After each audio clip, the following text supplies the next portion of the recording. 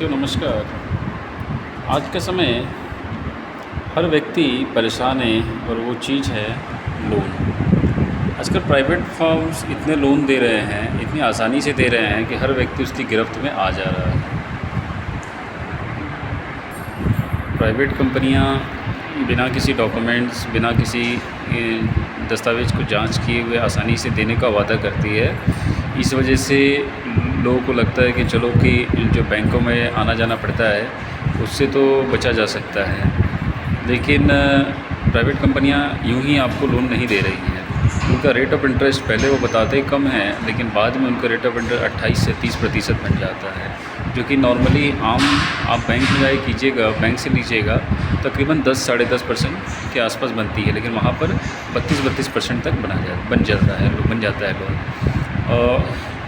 ये देखिए, ये पुराने लोग ठीक ही कहते थे कि जो भी चीज़ सहजता से मिले उसको लेने से पहले 2 बार सोचो, क्योंकि उसमें ज़रूर कोई ना कोई स्वार्थ छिपा रहता है। प्राइवेट कंपनियां भी आपको बुलाती हैं, ललचाती हैं, डॉक्यूमेंटेशन कराती है, संग 5 मिनट में लोन करा देती हैं, लेकिन आप तो पैसे पा जाते हैं और आप जिस मकसद से लेते हैं वो काम के लिए, लेकिन आपको इसके पीछे का पूरा जाल नहीं समझ में आता है कि 32%, मान लीजिए आप 3 लाख रुपए लेते हैं 3 साल के लिए, और 32% के हिसाब से यानी 28% के हिसाब से पकड़ ले, तकरीबन आप 3 साल में उसको चुका रहे 4.5 लाख, 4.5 लाख रुपए, यानी कि आधे आपसे पैसे वो ले रहे हैं थोड़े करके, आपको पता भी नहीं चल रहा है। फिर जब आपको लोन दिलाते हैं उस समय भी वो तकरीबन अपने चार्जेस 8-9-10 हज़ार रुपये तक काट लेते हैं। मतलब उनके इतने चार्जेस होते हैं कि आप जब आकलन करने बैठिएगा तब आपको लगेगा कि इससे अच्छा तो मैं नहीं लेता तो ही बढ़िया था। और एक भी दिन का लेट करें तकरीबन 500 रुपये तो मिनिमम इनके चार्जेस होती हैं। फिर उसके बाद तो इस तरह से इनका ये माया जाल रहता है। आज की युवा इन्हीं सब लोन के चक्कर में पड़कर अपना बहुमूल्य पैसा गंवा दे रहे हैं, और साथ में इतना ना गंवा दे रहे हैं कि उनको फिर बाहर से लेना पड़ रहा है। और युवा वर्ग इसलिए एक लोन, 2 लोन, 3 लोन करते करते लोन के जाल में फंस जा रहे हैं। इसलिए युवा जो हैं वो आगे कुछ कर ही नहीं पा रहे हैं काम, उनकी पूरी दुनिया ही सीमित हो जाती है सिर्फ EMI को चुकाने में।